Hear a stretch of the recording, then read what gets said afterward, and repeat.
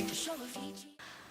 En 2011, il y a eu une catastrophe, donc c'était Fukushima. Alors Fukushima, moi je crois que c'est vraiment la période qui m'a le plus frappée par rapport aux consommateurs bio, puisque vous êtes venu dans le magasin pour chercher encore une fois un produit, à chaque fois c'est un produit en particulier, et là il s'agissait des algues.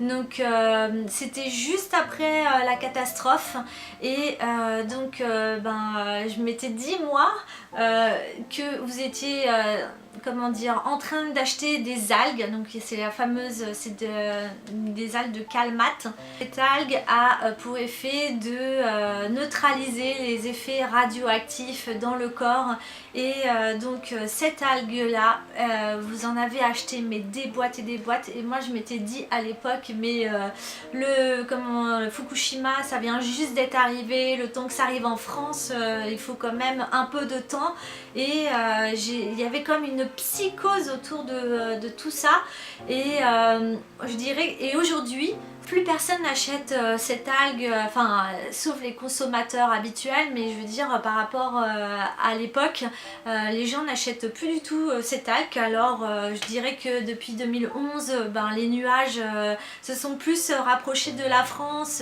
l'eau est plus contaminée, etc. Donc on en aurait peut-être plus besoin aujourd'hui qu'à l'époque quand ça venait juste d'arriver. Mais voilà, donc aujourd'hui les gens n'achètent moins cette algue de Calmate, qui est donc je vous rappelle une algue qui neutralise la radioactivité dans le corps, et donc voilà, allez savoir pourquoi les gens ont arrêté de consommer cette algue. En 2013, vous êtes nombreux à être venus chercher le côté antioxydant. C'était vraiment la période des antioxydants. Alors on n'entendait que ça. On a toujours, dans les magazines, ça a toujours été la star, hein, les antioxydants, anti-vieillesse, etc. Mais là, la baie de goji, une baie qu'on n'entendait pas trop parler avant, mais là en 2013, ça a été l'explosion même, je dirais, autour de 2013 en fait, tellement qu'on en avait mis partout. On avait mis dans les fruits et légumes, dans les compléments alimentaires, dans les fruits secs, on en mettait absolument partout parce que vous vouliez la baie de goji. Et du coup cette baie de goji là, elle fait quoi? Elle est vraiment elle est géniale. C'est une baie qui a tellement de vertus qu'il faut vraiment l'utiliser si vous avez du diabète, c'est contre les maladies cardiovasculaires, pour la vue, donc la baie de goji, elle est excellente comme antioxydant, en vitalité, elle vous booste l'organisme. Elle est détoxifiante, elle est riche en fer. Pour des collations, pour les collations, si vous êtes diabétique, elle est excellente. Elle renforce le système immunitaire. Elle lutte contre le rhumatisme. Et elle prend soin de vos cheveux et de votre peau.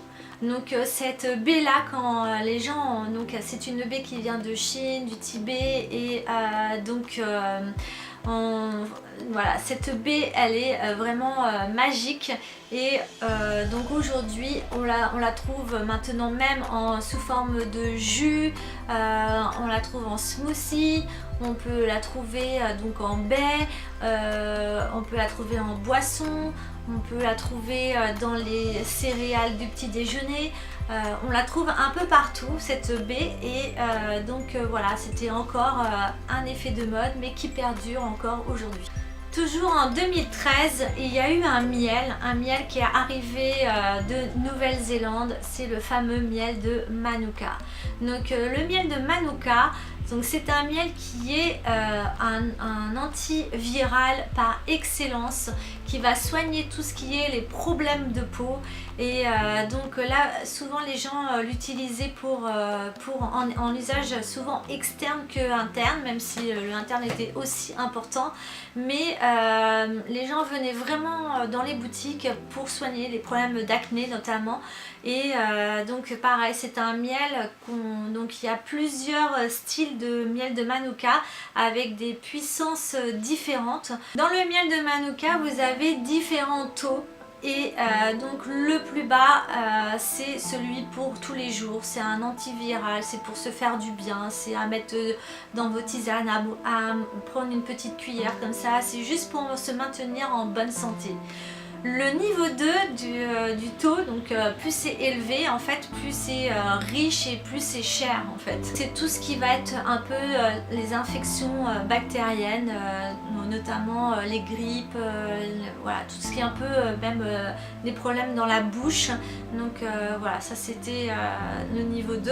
Le niveau élevé, c'est quand là on commence à avoir vraiment la toux qui brûle, enfin les maux de gorge, ça brûle. Donc là on va prendre un niveau 3, c'est un niveau élevé. Et le niveau 4 qui est le niveau très très élevé, là c'est vraiment par rapport à des ulcères. Des ulcères ou des gastro-entérites. Des problèmes de peau, des grosses brûlures, des gens qui ont été brûlés aussi au niveau de la peau. Donc voilà, ça on utilise donc le niveau qui est très élevé. C'est pour ça qu'il y a différents prix aussi sur le miel de Manuka en fonction de vos besoins. Vous n'allez pas forcément, si c'est pour un miel de tous les jours, vous allez prendre celui qui est le moins cher. Mais si plus vous êtes accidenté, plus vous avez des cancers, etc., plus vous allez prendre le miel qui est le plus cher en fonction de votre degré de maux, de douleur. Nous sommes en 2013 et là ça vient des États-Unis jusqu'en France. Il s'agit d'un légume, un légume vert frisé, et il s'agit du choucal. Donc ce choucal, on le trouve en chips, en jus, dans les salades, en cuit, cru. On en fait ce qu'on veut avec ce chou là. Et donc vous avez été mais nombreux à nous demander tout au long de l'année, est-ce que vous avez du choucal? Est-ce que vous avez du choucal? D'ailleurs on ne sait même pas si on le dit choucal ou si on dit calé.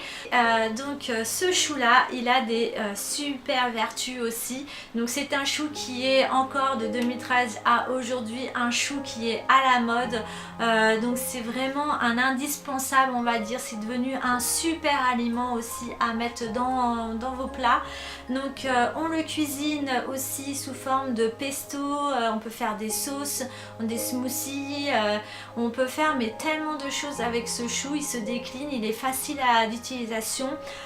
On n'utilise que la partie feuille et on ne prend pas la partie rainure. Moi, le cœur du chou, moi je l'utilise que pour mon extracteur de jus. Mais voilà, c'est vraiment un chou. Donc au niveau des effets, je vais vous dire.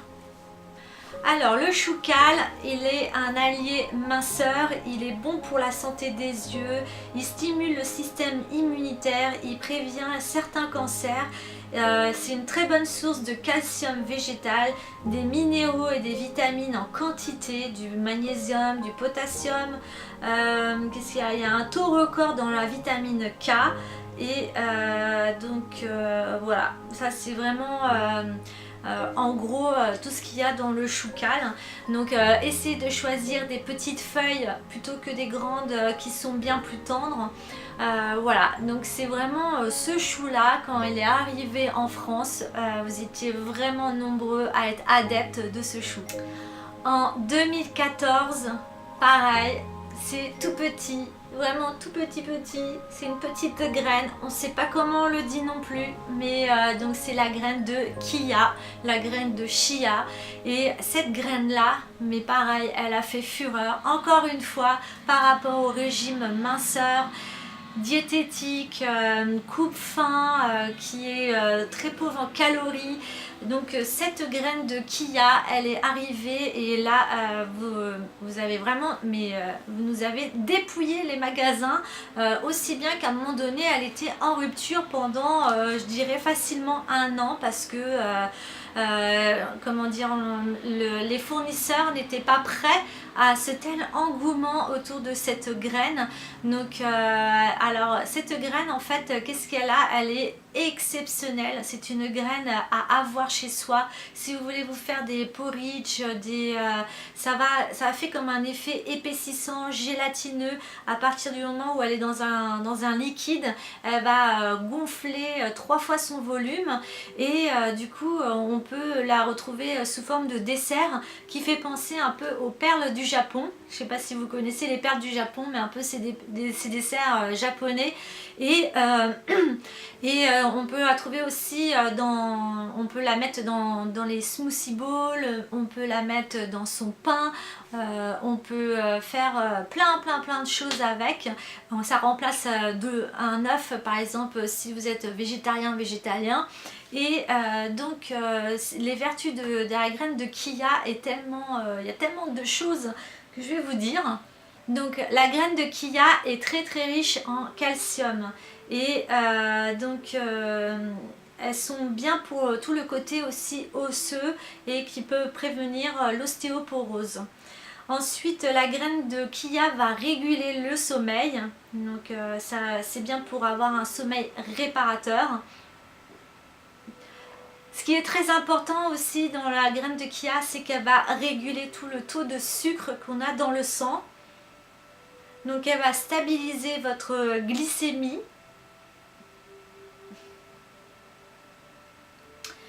Elle va aider à l'hydratation de la peau, notamment si vous avez une peau très sèche. Elle est très riche en oméga 3 et c'est un aliment anti-inflammatoire comme le curcuma par exemple. Les gens recherchent aussi la graine de chia parce qu'elle est très riche au niveau des fibres dans le corps, donc ça va vous réguler le transit. En plus, elle est antioxydant. Donc cette graine, elle est magnifique. Cette graine, elle est vraiment indispensable. Aujourd'hui, elle fait vraiment partie pour les sportifs, pour les gens qui font un régime. C'est vraiment un bon allié pour toutes ces personnes-là. Et donc à utiliser en abondance dans votre alimentation. C'est vraiment un super aliment à avoir dans notre placard. Ensuite, toujours en 2014 est arrivée l'huile de coco. Alors les chiffres se sont multipliés par 10 par chaque année. Nous on a toujours eu de l'huile de coco, moi j'ai toujours connu l'huile de coco même en 2005 dans les magasins bio mais par contre ça se vendait vraiment pas cher et c'était bon voilà quoi, il y avait l'huile de coco mais c'était pas non plus tout le monde ne l'achetait pas, voilà c'était vraiment les adeptes qui achetaient l'huile de coco. Mais en 2014 bam, ça arrive dans la télé, dans les journaux, dans les magazines People, dans les magazines santé, etc. Tout le monde utilise l'huile de coco. Alors l'huile de coco, on peut utiliser aussi bien en interne qu'en externe. Donc pour la peau, pour les cheveux, pour le démaquillant, pour le baume à lèvres, pour le corps, comme crème de jour. Alors en plus elle supporte bien la chaleur, donc on peut très bien la cuisiner avec. Elle remplace l'huile de friture, elle ne brûle pas à la cuisson.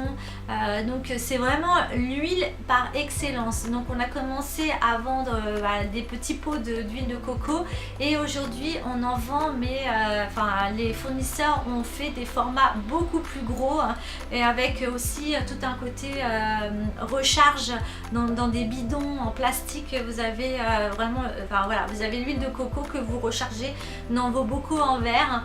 Donc ça c'est vraiment, mais la coco en général c'est vraiment devenu le produit à la mode et donc que tout le monde a dans ses placards, que ce soit en cosmétique ou en alimentation.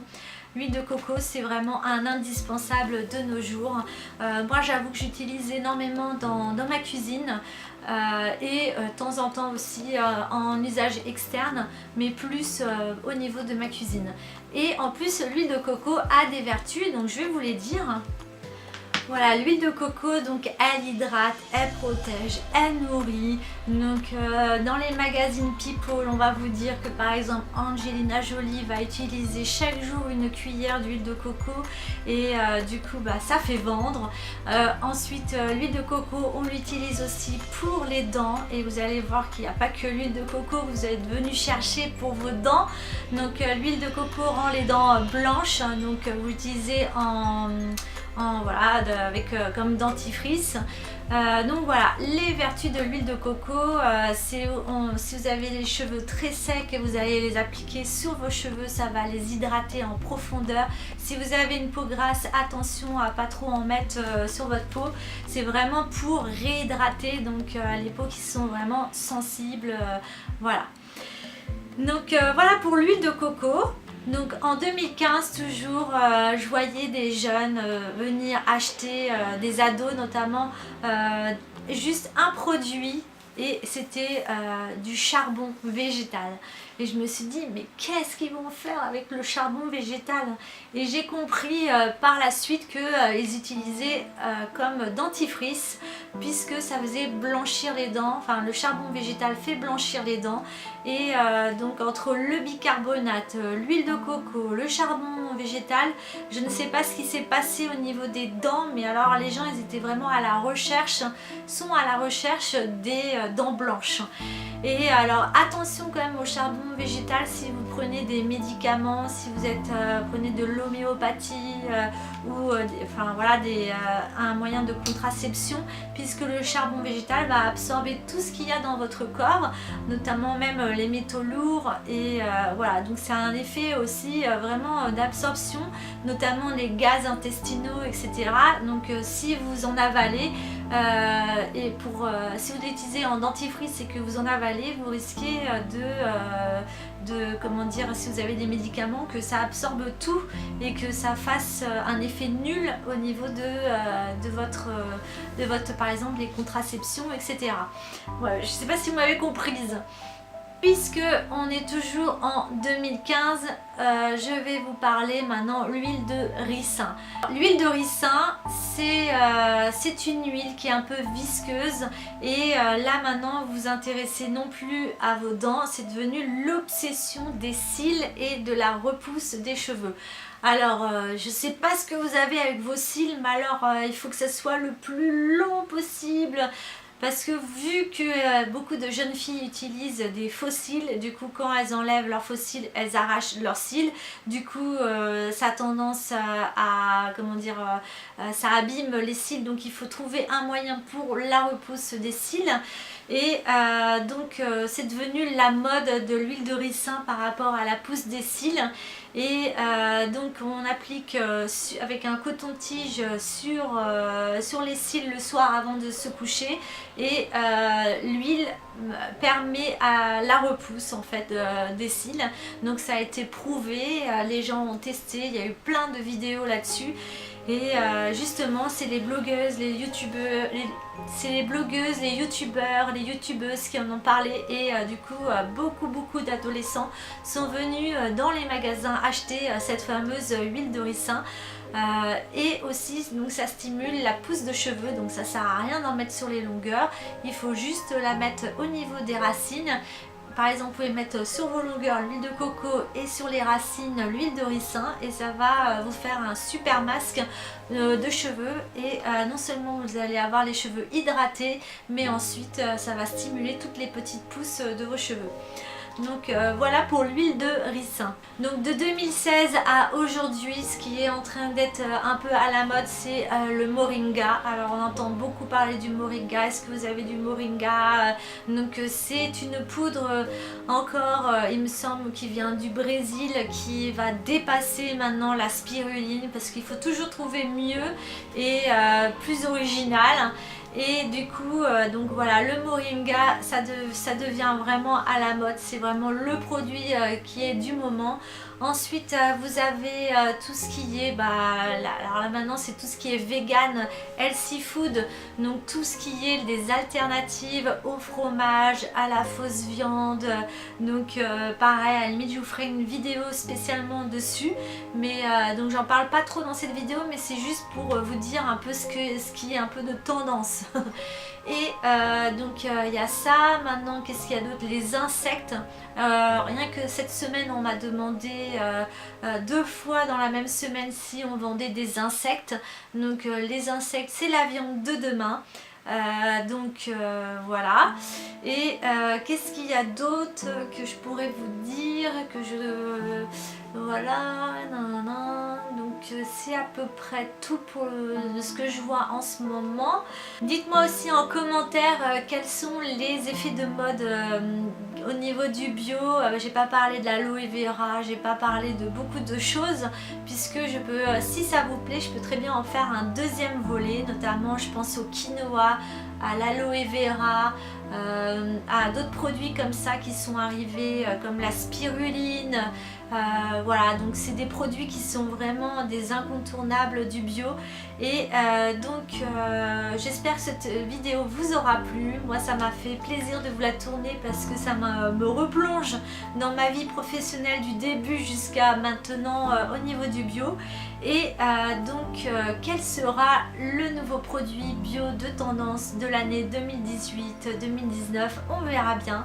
Il y a aussi de l'aquafaba. L'aquafaba, je vous en parlerai dans une autre vidéo. Donc c'est ce qui remplace l'œuf et avec ça on fait de la mousse au chocolat. Donc l'aquafaba c'est tout simplement du jus de pois chiche qui a été vraiment tendance ces derniers temps. Et si ça vous intéresse ce genre de vidéo, n'hésitez pas à mettre un pouce vers le haut. J'espère qu'elle vous aura plu, que vous avez appris plein de choses. Et moi je vous dis à bientôt pour une prochaine vidéo. Bisous, bye bye.